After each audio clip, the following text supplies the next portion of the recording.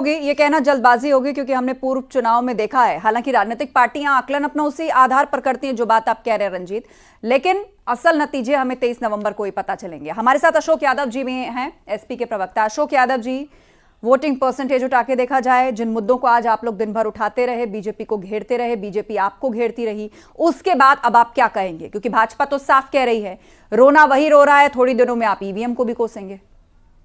देखिए आस्था जी, जो वीडियो आप लोगों ने भी देखा होगा और मैं आप लोगों का शुक्रगुजार हूं, हम लोग हमारी पार्टी की मीडिया वालों ने कम से कम इस तरह से एक दिखाया कि किस तरह से भारतीय जनता पार्टी के दबाव में, योगी सरकार के दबाव में उसकी पुलिस ने किस तरह से तांडव मचाया और किस तरह से मीरापुर में जो ककरौली है वहां पे देखिए किस तरह से दरोगा जो है एसएचओ पिस्टल तान रहा है, लोगों को रोक रहा। शीशा मऊ में कई घटनाएं हुई, इस तरह से दर्जनों ऐसी घटनाएं हुई आस्था जी, जो ये दिखा रही थी कि योगी सरकार की पुलिस लगातार एक हमारे वोटरों को धमका रही है। और इसमें हमारे जो कार्यकर्ता हैं, हमारे जो राष्ट्रीय अध्यक्ष जी हैं, इनकी जो है सक्रियता की वजह से चुनाव आयोग के ऊपर दबाव पड़ा, शिकायतें हुई, जिसका प्रतिफल रहा कि दर्जनों पुलिसकर्मियों को सस्पेंड होना पड़ा। देखिए आस्था जी, जिस तरह से एयर क्वालिटी इंडेक्स बढ़ रहा है और हवा में जहरीली गैसें घुल रही हैं, उसी तरह से उत्तर प्रदेश समेत कई राज्यों की राजनीति में भी पॉलिटिकल पोल्यूशन इंडेक्स भी बढ़ रहा है। और जो एयर क्वालिटी इंडेक्स जो दिल्ली का है, उसको बढ़ाने के लिए पराली जिम्मेदार है ज्यादातर। और दूसरा, लेकिन अशोक जी, बीजेपी तो यहाँ पर ये आरोप लगाती रही कि समाजवादी पार्टी की तरफ से बाहरी फर्जी लोगों को बुलाकर वोटिंग करवाई गई। देखिए नलिनी जी, मैं वही कह रहा था कि जो पॉलिटिकल पोल्यूशन इंडेक्स है वो भारतीय जनता पार्टी के लोगों द्वारा बढ़ाया जा रहा है। और ये जो फर्जी मतदान की बात आप कर रही हैं ना, एक भी ऐसा अगर साबित करें ये लोग तो बताएं, एक भी साबित नहीं हुआ। लेकिन योगी सरकार की पुलिस पे कई आरोप साबित हुए नलिनी जी, और उनके ऊपर सस्पेंशन भी हुआ, चुनाव आयोग ने इनके ऊपर एक्शन भी लिया। तो जो चीजें पकड़ में आ गई, जो चीजें पब्लिक डोमेन में मिलाकर आप संतुष्ट है ना कि इलेक्शन कमीशन से अब कोई शिकायत तो नहीं है? एक प्रेस कॉन्फ्रेंस आपने की, 7 पुलिसकर्मी सस्पेंड हो गए। देखिए आस्था जी, मैं बताऊं आपको, जो इनका जो मॉडल है ना भारतीय जनता पार्टी का चुनाव जीतने का, उस मॉडल में वो इलेक्शन कमीशन को भी अपने दबाव में लेकर के उस विनोद तावड़े जो मॉडल इनका है, Vinod Tawde model of election campaign, उस मॉडल का एक पार्ट इलेक्शन कमीशन चुनाव आयोग ने तो आपकी शिकायत पर कार्रवाई की है। आनंद दुबे जी, क्या कहेंगे आप? कुछ कहना चाह रहे थे। नहीं, देखिए बड़ी अच्छी बात अशोक जी की एक चीज मुझे लगी कि उन्होंने कहा कि जो कल तक मीडिया को भी कहते थे कि मीडिया बिक गई या गोदी हो गई, कम से कम उन्होंने ये महसूस किया कि मीडिया जो है वो भी काम कर रही है और ठीक काम कर रही है। इसके लिए बड़ा धन्यवाद है इनको। दूसरी चीज, इन्होंने करहल में जो दलित बेटी की हत्या की है इनके नेता प्रशांत यादव ने, उस पर एक शब्द नहीं बोला इन्होंने। इनसे पूछिए कि कौन सा संविधान मजबूत हो रहा था करहल में दलित बेटी की हत्या करके? कौन सा पीडीए मजबूत हो रहा था दलित बेटी की हत्या करके? इस पे ये जवाब नहीं देंगे। इस पे ये जवाब नहीं देंगे। चर्चा में लाएंगे आपका ये सवाल भी, बात करेंगे कांग्रेस से भी और राजनीतिक विश्लेषक से भी, लेकिन इससे पहले रुक कर लेते हैं। हमारे सहयोगी आज अलग अलग जगह से इस पूरे इलेक्शन को कवर कर रहे हैं। हमारे साथ मझवा से सुमित गर्ग हैं, उनसे अपडेट लेते हैं। सुमित, मझवा से क्या अपडेट आप देना चाहेंगे? यहाँ कितने % वोटिंग हुई है और जनता का मिजाज क्या कहता है? किन मुद्दों पर वो आपसे बात करते नजर आए? बिल्कुल, देखिए मिर्जापुर के मझवा विधानसभा में 50.41% वोटिंग हो चुकी है, जो 5 बजे तक था। कुछ लोग लाइन में लगे हुए थे, तो हो सकता है 1% 2% यह आंकड़ा बढ़ सकता है। हम मिर्जापुर की मझवा विधानसभा पे घूमे तो वहां पे 2 अलग अलग मुद्दे दिखे। एक मुद्दा ये था कि हम विकास के नाम पर वोट देंगे, और एक था कि बेरोजगारी, महंगाई, इस नाम पे वोट पड़े हैं। 2 जो लोग थे वो अलग अलग मुद्दों पे बटे हैं और इन मुद्दों पे वोट दिए हैं। हालांकि जो पूरा समीकरण होता है वो जाति आधार पे होता है और जाति आधार पे टिकट भी बढ़ता है, ये हर कोई जानता है। तो हर कोई अपनी जाति को पकड़ मजबूत बनाने के लिए प्रयास किए थे। वो असर कितना दिखाई दिया ग्राउंड पे, ये 23 तारीख तय करेगा। दूसरी बड़ी चीज इसमें एक चीज ये थी कि समाजवादी पार्टी ने निर्वाचन आयोग से शिकायत की थी कि हमारे लोगों को बंद किया जा रहा है, उनको जगह जगह मतलब जो पुलिस है वो प्रताड़ित कर रही है, परेशान कर रही है। तो इस मामले में जिला अधिकारी का कहना था कि इस तरह के हम लोग मौके पे घूम रहे हैं जहां समाजवादी पार्टी आरोप लगा रही है कि इस बूथ पे आरोप है कि यहाँ पे परेशान किया जा रहा है। जब हम लोग वहां जा रहे हैं, वहां के लोगों से बात हो रही है, जो वोटरों से बात हो रही है, हाँ। कोई वोटर सामने आके नहीं कर रहा है कि हाँ मुझे वोट नहीं देने दिया गया, मुझे परेशान किया गया।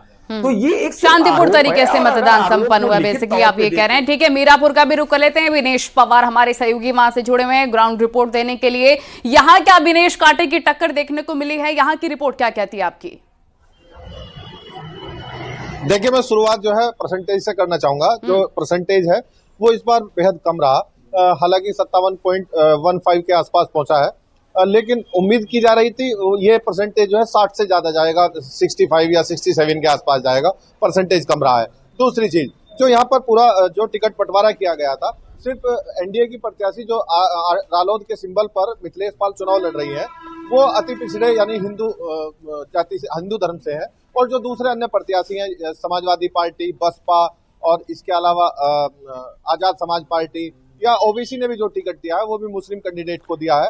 और उसके बाद से जो पूरा समीकरण था, जैसे पहले से कयास लगाए जा रहे थे, अक्सर पहले क्या हुआ करता था कि जो है अलग अलग धार्मिक रूप से जो मुस्लिम मतदाता है वो अलग अलग नहीं बंटते थे, लेकिन इस बार बटे हैं। वो कितने परसेंट बटे हैं और वो तो बाद में स्थिति स्पष्ट होगी, लेकिन ये तय है कि हाँ बटे हैं।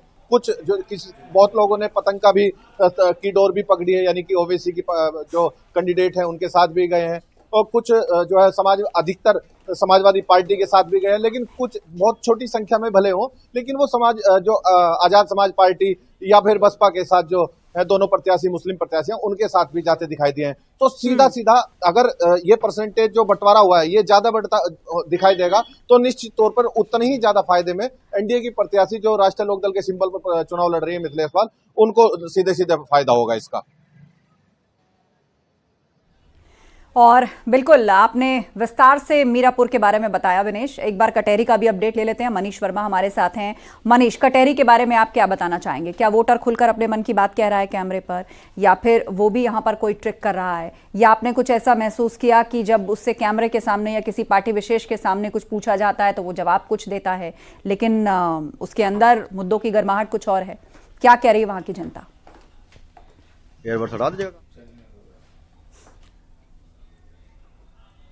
आवाज आ रही है मनीष आपको? चलिए, उनको फिर से हम कनेक्ट करेंगे, लेकिन गेस्ट पैनल हमारे साथ जुड़ा हुआ है। तमजीद अहमद जी का रुख कर लेते हैं। तमजीद जी, चलिए, चुनाव संपन्न हो गए, वोट हो गया और 50% के आसपास ओवरऑल यूपी से मतदान अभी तक हुआ है। अपने अपने आकलन सबके निकल के सामने आ रहे हैं। सपा कॉन्फिडेंट है कि नहीं हम जीतेंगे, बीजेपी कह रही है कि हम लोकसभा चुनाव में जो धारणा आप लोगों ने बनाई, संविधान खतरे में है, उसको तोड़ करके यहां से मैसेज निकालेंगे। लेकिन जनता ने अब अपना फैसला तय कर दिया है। इस पोलिंग परसेंटेज को देखकर कांग्रेस का क्या आकलन? नमस्कार। देखिए, वोट संपन्न हो गया, चुनाव खत्म हो गया, वोट ईवीएम में कैद हो गया है। अब इसका फैसला 23 तारीख को आ जाएगा, वो सबके सामने होगा। निश्चित रूप से मतदान प्रतिशत कम रहा, इसमें कोई दो राय नहीं है। और चूंकि चुनाव था तो इस वजह से लोग शायद उतना सीरियस नहीं लेते हैं जितना लेना चाहिए। लेकिन मैं दूसरी बात भी कहना चाहूंगा यहाँ पे आस्था जी, आज का दिन मुझे लगता है कि शायद लोकतंत्र के लिए काला दिन की तरह याद किया जाएगा, और मैं नहीं चाहूंगा कि भविष्य में इतिहास के पन्नों में इसे पलटा जाए और देखा जाए। जिस तरीके से पूरे दिन, जिस तरीके से वीडियो सर्कुलेट हुए, जिस तरीके से पुलिस प्रशासन लगातार बूटों के दम पर गोली और बंदूक दिखलाकर, डराकर लोगों को वोट देने से रोक रहे थे, ये बहुत ही गंभीर विषय और लोकतंत्र के लिए बेहद काला दिन रहा है। पुलिस प्रशासन का तो ये काम था कि वो फैसिलिटेट करते, अगर कोई वोट देने आ रहा था तो उसको फैसिलिटेट करते, उनका काम वोटर को रोकना नहीं था। पता ही है, महिलाओं के ऊपर बंदूक तानी जा रही है। वोटर अगर वोट डालने आ रहा है तो उनके ऊपर बंदूक और लाठियां भांजी जा रही है, और बाकायदा पुलिस और प्रशासन के लोग ऑन कैमरा कह रहे हैं कि अगर गलतियां करेंगे तो लाठी तो हम भांजेंगे इनके ऊपर। अब ये हिम्मत हो गई है, बताइए, ये लोकतंत्र के मायने हो गए हैं। अगर इस तरीके से शासन और प्रशासन लोकतंत्र में काम करने लगेगा तो फिर वोट देने लोग क्यों निकलेंगे? तो एक बहुत बड़ा वजह ये भी रही है, जिस तरीके का डर का माहौल बनाया गया था, जो वोट परसेंटेज कम हुआ है, इसका एक बड़ी वजह ये थी कि पुलिस प्रशासन ने लाठी, डंडे, जूते, बूटों और बंदूक के जरिए जो है काफी लोगों को डरा दिया, डर का माहौल पैदा किया। लोग घरों से नहीं निकलेंगे, भाई वोट डालने जाएंगे तो पुलिस वाले लाठी बांधेंगे। और आपने वीडियो पे देखा किस तरीके से पुलिस वाले बंदूक महिलाओं की तरफ तान के खड़े हुए हैं। तो बेहद ही काला दिन था। मुझे लगता है इतिहास के पन्नों में इसे दोहराना नहीं चाहिए जिस तरीके का कार्य आज हुआ है। और मुझे लगता है कि चुनाव आयोग ने कार्रवाई जरूर की है, लेकिन मुझे लगता है कि एक बहुत बड़ा स्कोप उन्होंने स्पेस छोड़ दिया है। मुझे लगता है उच्च अधिकारियों पे भी कार्रवाई करनी चाहिए थी। सिर्फ कुछ चंद पुलिस कर्मियों पे कार्रवाई करने से बात खत्म नहीं हो जाती है। लोकतंत्र का उपहास उड़ाया है प्रशासन ने, लोकतंत्र का मजाक उड़ाया। कौन जीतेगा कौन हारेगा वो बाद में फैसला हो जाएगा, लेकिन आज का दिन तो बेहद काले अक्षरों में लिखा जाएगा कि जिस तरीके से पुलिस प्रशासन ने डर का माहौल पैदा किया। और बताइए, मतदाता जागरूकता अभियान के लिए हजारों करोड़ सरकार खर्च करती है। चुनाव आयोग लगातार इस चीज को लेकर प्रचार करता है कि मतदान बढ़ाइए, मतदान बढ़ाइए, मतदान बढ़ाइए। और जब मतदान बढ़ाने का वक्त आता है तो पुलिस प्रशासन के लोग लाठी डंडे और बंदूक निकाल के मतदाताओं को रोकते हैं कि वोट न देने देंगे आपको। ऐसे कैसे चलेगा आस्था जी लोकतंत्र? ये बेहद गंभीर प्रश्न आज खड़े हो गए हैं।